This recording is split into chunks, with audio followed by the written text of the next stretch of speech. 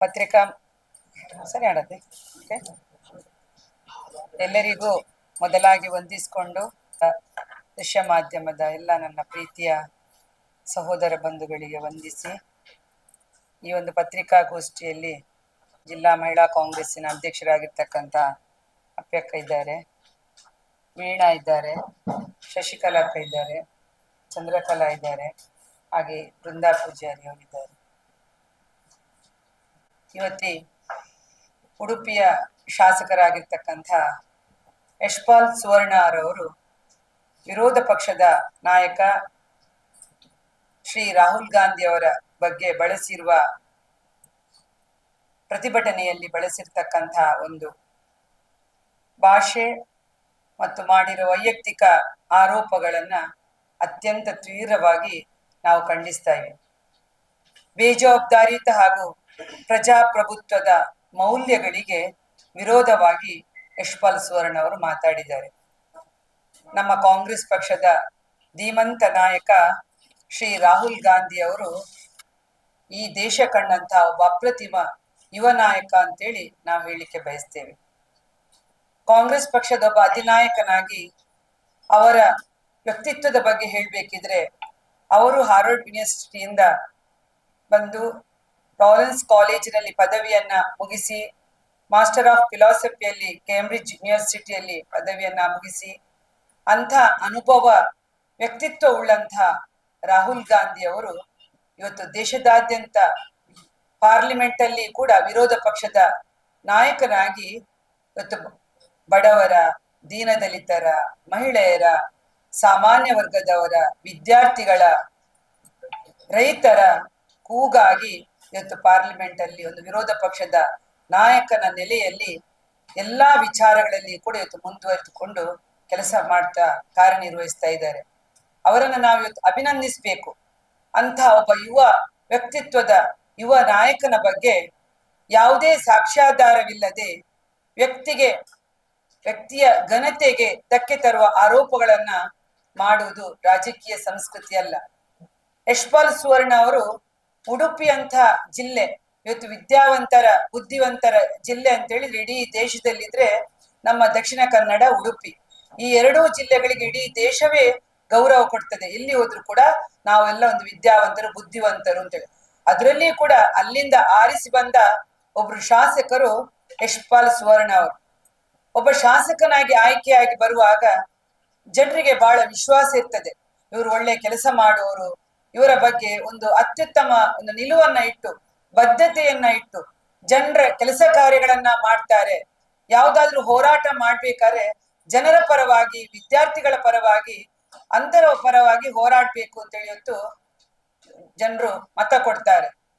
ಇವರು ಮತ ಕೇಳುವಂತಹ ಸಂದರ್ಭದಲ್ಲಿ ಕೂಡ ಇವರನ್ನ ಆರಿಸಿ ಬಂದದ್ದಕ್ಕಾದ್ರೂ ಕೂಡ ಇವರು ಗೌರವ ಕೊಡದೆ, ಮೊನ್ನೆ ಅವರು ಮಾಡಿದಂತಹ ಆ ಪ್ರಚೋದನಾಕಾರಿ ಭಾಷಣ ಏನಿದೆ, ಪ್ರತಿಭಟನೆಯಲ್ಲಿ ರಾಹುಲ್ ಗಾಂಧಿ ಅವರ ವೈಯಕ್ತಿಕ ನಿಂದನೆಯನ್ನ ಮಾಡುವ ಮುಖಾಂತರ ಯಾವುದೇ ಜನರ ಸಮಸ್ಯೆಗಳನ್ನ ಒಂದು ಮಾತಾಡದೆ, ಚರ್ಚೆಗಳನ್ನ ಮಾಡದೆ ಈ ರೀತಿಯಾಗಿ ಬೇಜವಾಬ್ದಾರಿಯಾಗಿ ಮೊನ್ನೆ ಮಾತಾಡಿದ್ದಾರೆ.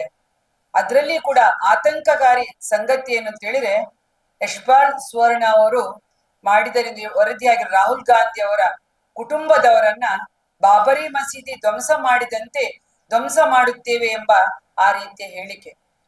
ಬಾಬರಿ ಮಸೀದಿ, ರಾಮ ಮಂದಿರದ ವಿಷಯ ಮುಗಿದು ಹೋದ ಅಧ್ಯಾಯ.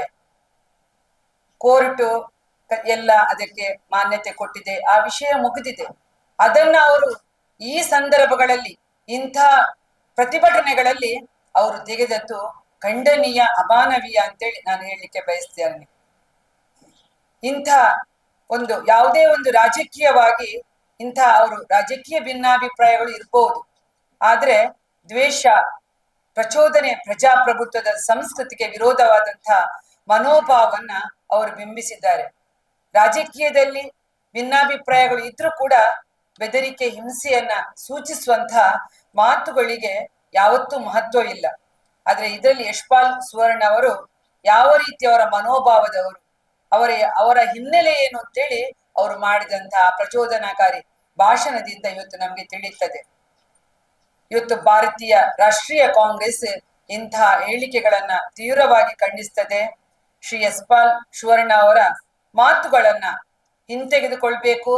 ಅವರು ಏನು ಮೊನ್ನೆ ನುಡಿದಿದ್ದಾರೆ, ಬಾಬರಿ ಮಸೀದಿ ಧ್ವಂಸ ಮಾಡಿದ ಹಾಗೆ ರಾಹುಲ್ ಗಾಂಧಿ ಅವರ ಕುಟುಂಬವನ್ನ ಧ್ವಂಸ ಮಾಡ್ತೇವೆ ಎನ್ನುವಂತಹ ಮಾತನ್ನ ಅವರು ಏನು ಹೇಳಿದ್ದಾರೆ, ಈ ಮಾತಿಗೆ ಅವರು ದೇಶದ ಜನರ ಮೇಲೆ ಕ್ಷಮೆ ಯಾಚಿಸಬೇಕು.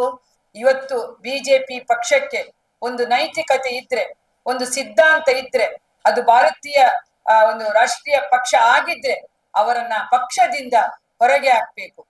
ಅದೇ ರೀತಿಯಲ್ಲಿ ಸರ್ಕಾರ ಇದೆ, ಇಲಾಖೆ ಇದೆ, ಅವರ ಮೇಲೆ ಏನು ಕಾನೂನು ಕ್ರಮ ಯಾವ ರೀತಿಯಲ್ಲಿ ತೆಗೆದುಕೊಳ್ಬೇಕು. ಒಂದು, ಪ್ರಚೋದನಾಕಾರಿ ಭಾಷಣ ಮಾಡಿದ್ದಾರೆ, ಮತ್ತೊಂದು ರಾಹುಲ್ ಗಾಂಧಿ ಅವರ ಕುಟುಂಬವನ್ನ ಧ್ವಂಸ ಮಾಡ್ತೇವೆ, ನಾಶ ಮಾಡ್ತೇವೆ ಎನ್ನುವಂತ ಪಬ್ಲಿಕ್ ಅಲ್ಲಿ ಸ್ಪೀಚ್ ಕೊಟ್ಟಿದ್ದಾರೆ. ಅದರಿಂದ ಎಷ್ಟೋ ಯುವಕರನ್ನ ಉದ್ರೇಕಗೊಳಿಸಿದ್ದಾರೆ. ಆ ಎಲ್ಲವೂ ಕೂಡ ಅವರ ಇವತ್ತು ಸರ್ಕಾರ, ಇಲಾಖೆ ಅದನ್ನ ಗಮನ ಹರಿಸಬೇಕು ಈ ಸಂದರ್ಭದಲ್ಲಿ ಅಂತೇಳಿ ನಾನು ಹೇಳಲಿಕ್ಕೆ ಬಯಸ್ತಾ ಇದ್ದೇನೆ. ಹಾಗಾಗಿ ಇವೆಲ್ಲವೂ ಕೂಡ ಇವತ್ತು ರಾಹುಲ್ ಗಾಂಧಿ ಅಂತ ಒಬ್ಬ ಧೀಮಂತ ವ್ಯಕ್ತಿತ್ವ, ನಿನ್ನೆ ಕೂಡ ಅವರು ಪಾರ್ಲಿಮೆಂಟ್ ಅಲ್ಲಿ ಮಾತಾಡೋದನ್ನ ನಾವು ನೋಡಿದ್ರೆ ನಿಜವಾಗಿ ಇವತ್ತು ಅವರು ಭಾರತ್ ಜೋಡೋದಂತ ಕಾರ್ಯಕ್ರಮದಲ್ಲಿ ಕೂಡ ಇವತ್ತು ಕನ್ಯಾಕುಮಾರಿಯಿಂದ ಕಾಶ್ಮೀರದವರೆಗೆ ಈ ತನ್ನ ಪಾದಯಾತ್ರೆಯನ್ನೇ ಮಾಡಿ ಒಬ್ಬ ಸಮರ್ಥ ವ್ಯಕ್ತಿತ್ವವನ್ನ ಅವರು ದೇಶಕ್ಕೆ ತೋರಿಸಿಕೊಟ್ರು. ಅಂತ ಒಂದು ಏಕೈಕ ವ್ಯಕ್ತಿ, ಯಾರು ಕೂಡ ಆ ರೀತಿ ಪಾದಯಾತ್ರೆಯನ್ನ ಈ ಬಿಜೆಪಿ ಅವರು ಯಾರೂ ಮಾಡ್ಲಿಲ್ಲ.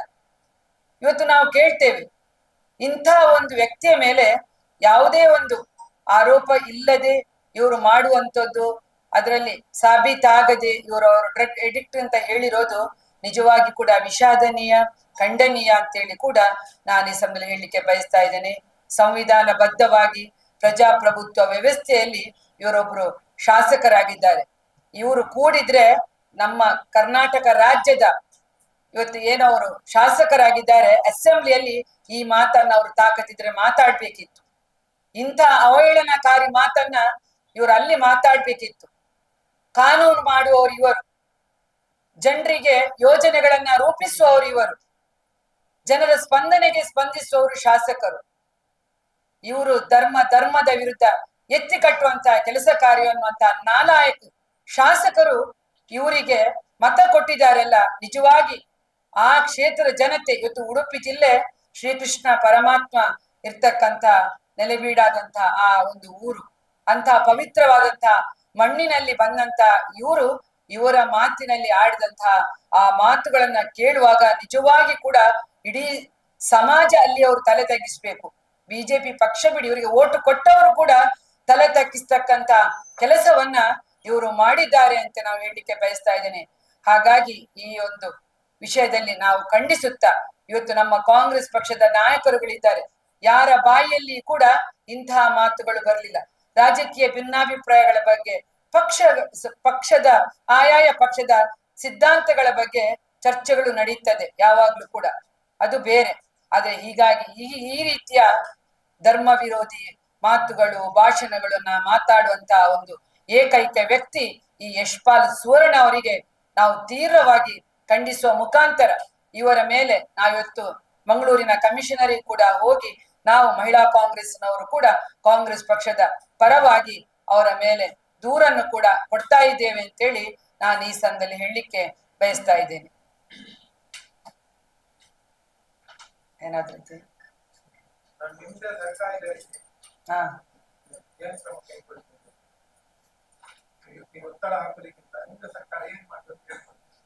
ಈಗಾಗ್ಲೇ ಅವರ ಮೇಲೆ FIR ಆಗಿದೆ. ಈಗ ಸರ್ಕಾರ ಮಾಡ್ಬೋದು ಅವರ ಮೇಲೆ ಅಂತೇಳಿ ನಮ್ಗೆ ಕೂಡ ಭರವಸೆ ಇದೆ. ಕಾನೂನು ಕ್ರಮ ತೆಗೆದುಕೊಳ್ತಾರೆ ಅನ್ನುವಂತ ಒಂದು ಭರವಸೆ ಇದೆ. ಓಪನ್ ಆಗಿ ಅವ್ರು ಹೇಳಿರೋದು. ಅದು ತಪ್ಪು. ಗೃಹ ಇಲಾಖೆ ಖಂಡಿತವಾಗಿ ಕೂಡ ಅದರ ಮೇಲೆ ಕ್ರಮ ತಗೊಳ್ತದೆ ಎನ್ನುವಂತಹ ನಂಬಿಕೆ ನಮ್ಗೆ ಇದೆ. ಆ ಸೆಲ್ಯೂಟ್ ಕೊಟ್ಟ ವ್ಯಕ್ತಿ ಕೂಡ ತಿಳ್ಕೊಳ್ಬೇಕು, ಇಂಥವರಿಗೆ ಸೆಲ್ಯೂಟ್ ಕೊಟ್ರು ಎಷ್ಟು ಅವರ ಕೊಟ್ಟಂತ ಆ ಗೌರವಕ್ಕೆ ಇವರು ಎಷ್ಟು ಅರ್ಹ ವ್ಯಕ್ತಿ ಅಂತೇಳಿ ನಮ್ಗೆ ಸಂಶಯ ಆಗ್ತದೆ.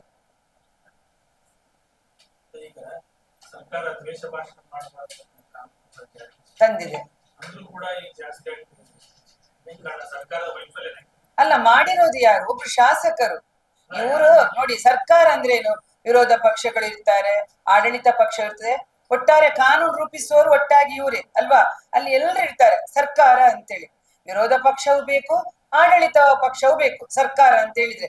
ಇವರೆಲ್ಲ ಒಂದು ಇತ್ತು, ಕಾನೂನು ರೂಪಿಸಿದ ಮೇಲೆ ಒಟ್ಟಾಗಿ ಇವರೇ ಬಂದು ಇಂತಹ ಮಾತುಗಳನ್ನ ಹೇಳ್ತಾರೆ ಅಂತ ಹೇಳಿದ್ರೆ ಇದಕ್ಕೆ ಸಮಾಜ ಏನು ಹೇಳ್ಬೇಕು ಹೇಳಿ? ಕಾನೂನು, ಸಮಾಜ ಇವರ ಮೇಲೆ ಏನು ಒಂದು ಇವರ ಮೇಲೆ ಒಂದು ಭಾವನೆ ವ್ಯಕ್ತಪಡಿಸ್ಬೇಕು? ಇದನ್ನ ನಿಜವಾಗಿ ಕೂಡ ನಾವು ಹೇಳುದಿದ್ರೆ ಇಂತಹ ಒಂದು ವ್ಯಕ್ತಿ ಅವರ ಏನ್ ತಿಳ್ಕೊಳ್ತದೆ ಅಂತ ಹೇಳಿದ್ರೆ ಅವರ ಮನುಷ್ಯತ್ವ ಹೇಗಿದೆ, ಅವರ ಹಿಂದಿನ ಏನವರ ಕೆಲವರು ಹೇಳ್ತಾರೆ ಅವರ ವೈಯಕ್ತಿಕವಾಗಿ ಅವರು ಏನ ಬಹಳ ಅಂತಹ ಹಿನ್ನೆಲೆಯಿಂದ ಬಂದವರು, ರೌಡಿಸಂ ಹಿನ್ನೆಲೆಯಿಂದ ಬಂದವರದೆಲ್ಲ ಹೇಳ್ತಾ ಇದ್ರು ಚುನಾವಣೆ ಸಂದರ್ಭದಲ್ಲಿ, ಕೆಲವರು ಹೇಳ್ತಾ ಇದ್ರು. ಅದೀಗ ಇದು ಸತ್ಯವು ಅಂತ ಅನಿಸ್ತದೆ ನಮ್ಗೆ.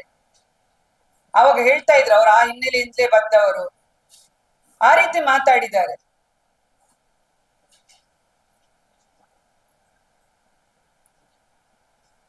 ಓಕೆ.